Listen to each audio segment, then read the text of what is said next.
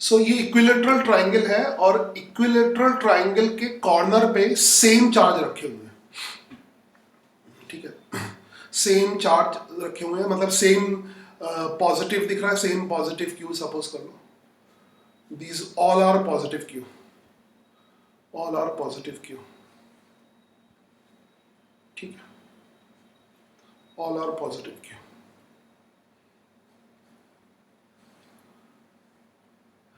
तो क्वेश्चन है इसमें कि सेंटर पर इलेक्ट्रिक फील्ड कितना होगा, है ना, इलेक्ट्रिक फील्ड एट सेंटर। तो क्वेश्चन में लिख देता हूँ find electric field at centre. Centre ये हो जाएगा, सेंटर का नाम दे दूँ कुछ समथिंग, तो you have to find electric field at the centre, ठीक है। कुछ देख के तुम्हें लग रहा होगा कि जीरो होना चाहिए, ठीक है, इलेक्ट्रिक फील्ड सेंटर पे जीरो होना चाहिए, मतलब देख के आंसर बोल देते सिमेट्री की वजह से। फिर भी उसको लॉजिकली एक्सप्लेन करता हूं। तीनों पॉजिटिव चार्ज है, तो इस पॉजिटिव चार्ज का इलेक्ट्रिक फील्ड इधर होगा, इस पॉजिटिव चार्ज का इलेक्ट्रिक फील्ड इधर होगा, और तीनों के इलेक्ट्रिक फील्ड का मैग्नीट्यूड सेम होगा क्योंकि ये जो डिस्टेंस होगी वो सेम होगी। अगर साइड की लेंथ हम कुछ ए ले लें, ठीक है, और ये डिस्टेंस को आर ले लें, तो ये डिस्टेंस तो हर जगह सेम होगी, ठीक है। तो इस प्लस क्यू का इलेक्ट्रिक फील्ड इधर होगा। मैं 1 2 3 नहीं लिख रहा हूं, तो अपने आप डायरेक्शन से पता लग जा रहा है ना कि इस प्लस क्यू का इलेक्ट्रिक फील्ड इधर है, इस प्लस क्यू का इलेक्ट्रिक फील्ड इधर है, और इस वाले प्लस क्यू का इलेक्ट्रिक फील्ड इधर है। सो यहां पर तीन इलेक्ट्रिक फील्ड हैं, तीनों का मैग्नीट्यूड सेम है और तीनों की डायरेक्शन डिफरेंट है, और इन तीन वेक्टर के बीच में एंगल 120 डिग्री है। तो इसको प्रूफ भी करेंगे हम, मगर तुम एक तरह से याद भी कर सकते हो कि अगर तीन वेक्टर हो और उनके बीच का एंगल 120 डिग्री हो, है ना, यहां पे ये एंगल 120 डिग्री है ना, सर एंगल 120 डिग्री कैसे आया? 120 डिग्री कैसे आया, है ना, ये तुम्हें पता होना चाहिए 120 डिग्री कैसे आया। ये तो सिंपल ज्योमेट्री है। देखो क्या होगा, ये 90 डिग्री होगा, राइट एंगल पूरा है, राइट एंगल ये ट्रायंगल 30, ये 30 है, मीडियंस, ये वाला 30 है, समझ गया होगा, बस एक्सप्लेन करने की जरूरत नहीं, समझ गया ना।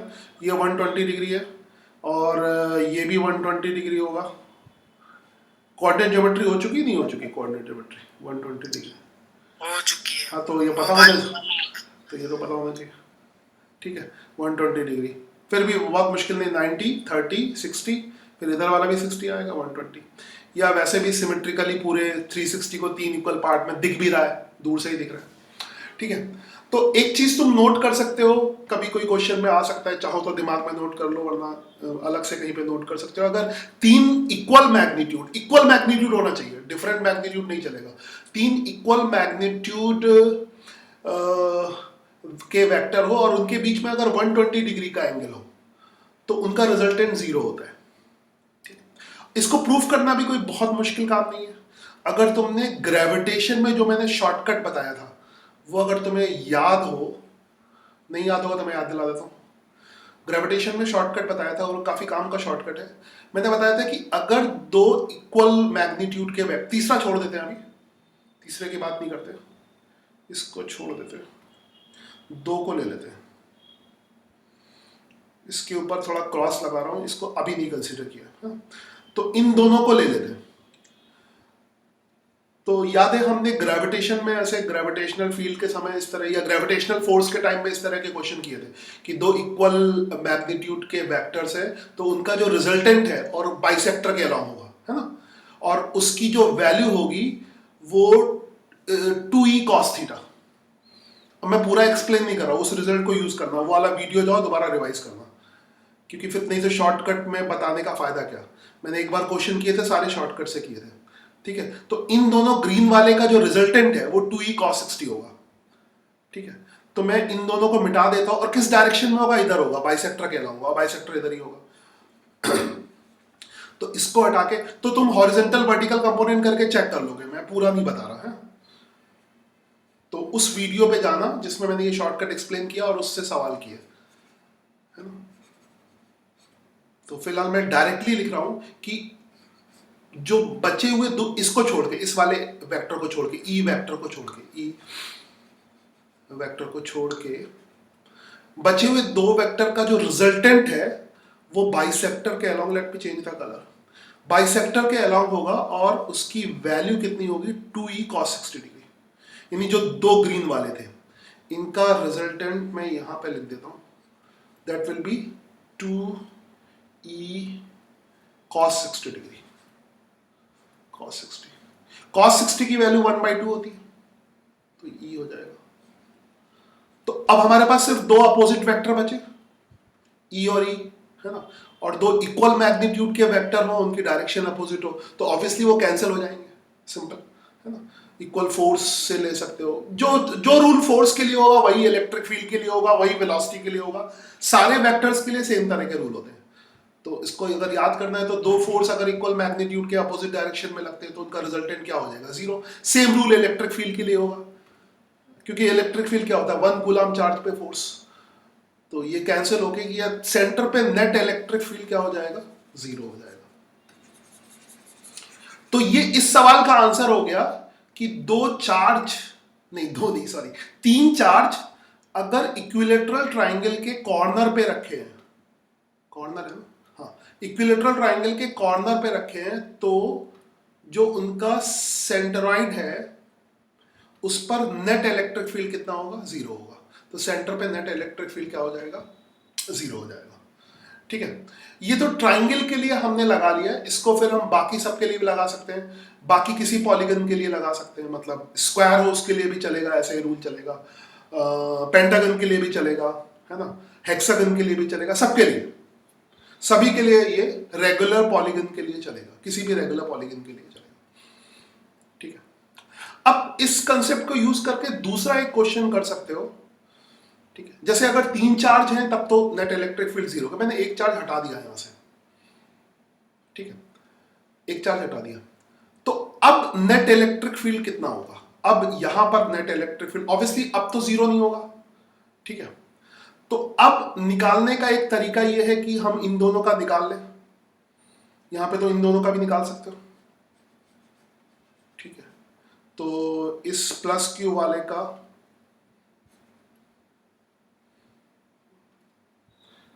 थोड़ा, क्योंकि मैं पहले पढ़ा चुका हूं इसलिए मैं ट्रिक्स की तरफ चल रहा हूं, क्योंकि ट्रिक्स तुम समझ सकते हो अब। तो इस पॉजिटिव चार्ज है तो इस वाले प्लस क्यू का इलेक्ट्रिक फील्ड इधर होगा, मैं नाम नहीं दे रहा, खाली मैग्नीट्यूड लिख रहा हूं, डायरेक्शन से पता लग रहा है कि किस वाले चार्ज का है ना, इस वाले चार्ज का है, और इस वाले का इधर होगा। ठीक है, समझ आई बात।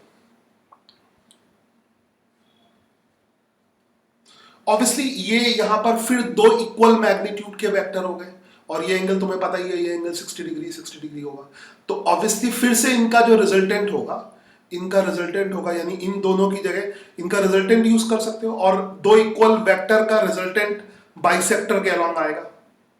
ठीक है, तो अब तुम प्रैक्टिस कर लेना, ई का ऐसे हॉरिजॉन्टल एक्सिस लेना, मतलब डिटेल में तुम्हें करना पता है, मैं डिटेल में नहीं बता रहा कि इस तरह से एक एक्सिस लोगे, इस तरह दूसरा एक्सिस लोगे, तो डिटेल में मैंने पहले बहुत किया है। ठीक है, तो अब मैं ट्रिकी अप्रोच से करूंगा। ट्रिकी अप्रोच क्या है कि अगर दो इक्वल वेक्टर है तो इनका रिजल्टेंट इनके बाइसेक्टर के अलोंग होगा, तो इनको हटा देते हैं, और इनका बाइसेक्टर इधर होगा, तो इनको हटा के लिख देते हैं 2e cos 60। तो इन दोनों चार्जेस का रिजल्टेंट इलेक्ट्रिक फील्ड किधर होगा, इधर होगा, और उसकी वैल्यू होगी 2e cos 60, 2e cos 60। ठीक है, तो ऑब्वियसली ये e के बराबर होगी, cos 60 की वैल्यू 1/2 होती है। अच्छा, e की वैल्यू कितनी आएगी वो निकाल सकते हो, अगर साइड लेंथ a दे रखी हो तो वो यहाँ से, क्योंकि e की वैल्यू के लिए जो डिस्टेंस होगी वो ये, याद है ना, ओरिजिनल इलेक्ट्रिक फील्ड ये वाला था, ऐसे था, ओरिजिनल क्या था, मैं दूसरा कलर यूज करता हूँ, ओरिजिनल इलेक्ट्रिक फील्ड ऐसे था, ये इसका इधर था और इसका इधर था। ठीक है। तो ई के लिए जो डिस्टेंस लेनी पड़ेगी वो ये वाली डिस्टेंस लेनी पड़ेगी, ये डिस्टेंस है ना, ये आर डिस्टेंस है। तो ये एंगल 90 डिग्री है, ये 60 डिग्री होता है, ये 30 डिग्री है, ठीक है। तो कुछ भी कर सकते हो, ये आधा a/2 होता है, हाफ डिस्टेंस यहाँ तक, यहाँ से यहाँ तक की डिस्टेंस a/2 होगी, है ना, ये a/2 होगी। और cos 30 डिग्री यूज करोगे तो cos 30 डिग्री कोने में लिखता हूँ, cos 30 degree is equal to base upon hypotenuse. हमें किसकी वैल्यू निकालनी, आर की वैल्यू निकालनी। बेस कितना होगा, a/2, और हाइपोटेन्यूज किसके बराबर हो जाएगा, स्मॉल आर के बराबर हो जाएगा। तो ये आ जाएगा cos 30 कितना होता है, √3/2, दिस इज √3/2 एंड a/2r, ठीक है। लेट मी रब इट, वरना इधर से तुम कंफ्यूज हो जाओगे। इसको मैं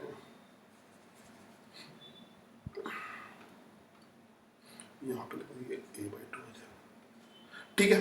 तो यहां से फिर a की 2 कैंसिल हो गया, तो a की वैल्यू कितनी आ गई, r√3, या r की वैल्यू चाहिए ना, r की वैल्यू चाहिए, हाँ r की वैल्यू आ जाएगी a/√3, a/√3,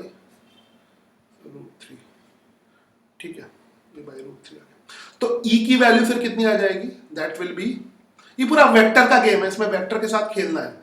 तो मैंने ग्रेविटेशन में बता दिया है, तो उससे फिर ऑब्वियसली रिकॉर्डेड है, तो देख लोगे जाके, है ना। तो E इज इक्वल टू क्या हो जाएगा, KQ, K की जगह K नहीं लिखते, C लिखते, कभी कभी K भी लिखते, तो C लिख दो। C याद है 1/4πε0, हाँ, C की वैल्यू भी याद रखना, 1/4πε0। तो CQ अपॉन r² होगा, अपॉन r²। C is 1/4πε0। इसकी न्यूमेरिकल वैल्यू होती है 9.0 इंटू 10⁹9। एक्चुअली मैं याद दिला दूं यहाँ पे कोने में, ठीक है। जब न्यूमेरिकल तुम देखोगे तो अपने आप समझ में आ जाएगा, न्यूमेरिकल देख लेना, बहुत सारे न्यूमेरिकल है। C की जो वैल्यू होती है वो याद दिलाओ 1/4πε होती है, अगर मीडियम है तो ε m होगी, हाँ। तो ये ε0 εr, और अगर वैक्यूम है तो εr की वैल्यू 1 होगी। तो नॉर्मली अगर चार्जेस वैक्यूम में रखे तो εr की वैल्यू 1 हो जाएगी, ठीक है। This will be 1 for vacuum,